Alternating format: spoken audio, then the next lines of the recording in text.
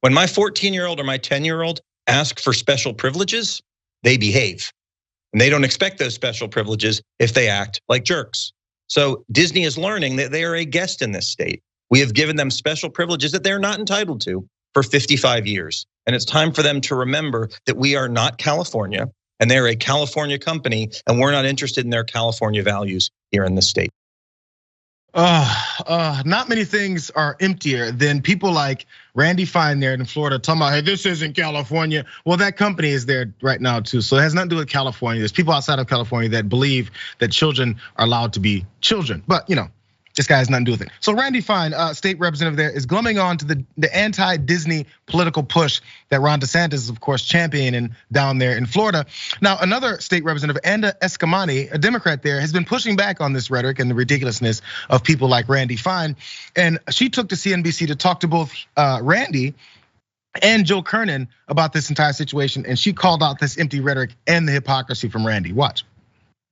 Does it rub you the wrong way at all that Disney's never said a word about China and they operate in Shanghai and there's Uyghurs under internment, but where they're making a lot of money, where someone would say the injustices are, exponentially worse, they totally silent. That's definitely some hypocrisy there, wouldn't you say? 100%. And that's why I've never taken a penny from Walt Disney World in political contributions. I haven't visited the parks in over 10 years. Randy Fine has taken over $20,000 from Disney political contributions. This woke money he has not yet returned. So I think there's a lot of hypocrisy here coming from the right. You have not addressed Universal Studios having 2 special taxing districts, having multiple tax breaks from the state of Florida. You haven't addressed what continues to be a heavy hand of government in giving treats to those who are nice to them and punishing a company that not only spoke in defense of LGBTQ plus kids, but has paused political giving in the state of Florida. And that's really what this is about, is that Florida Republicans want Disney to get back in line, continue donating to their coffers, and be silent in the face of injustice. When you're a politician that actually stands on the principles that you're talking about, like she does there, you're able to come with these points and talk about the hypocrisy from others. Now let's jump down to some of these graphics here, because Randy Fine apparently likes this authoritarian approach because he didn't just do it for Disney stuff. He's also using his leverage with Special Olympics to go against political opponents. This is separate, but this goes into his mindset. Go to this. Florida Representative Randy Fine threatened to interfere with state funding for the Special Olympics in the city of West Melbourne last week over a personal feud with Brevard County School Board member Jennifer Jenkins. That's according to a series of text messages that became public. In the text message between Randy Fine and West Melbourne City Councilman John Ditmore, obtained late Friday through public records request, Fine told Ditmore that funding requests for the charity and the city in a state budget recently submitted for approval to Governor DeSantis would be on the governor's chopping block. The reason? City police officials had invited Jenkins, his political opponent, to participate in a Special Olympics fundraising event by the West Melbourne Police Department, but had neglected to invite Fine.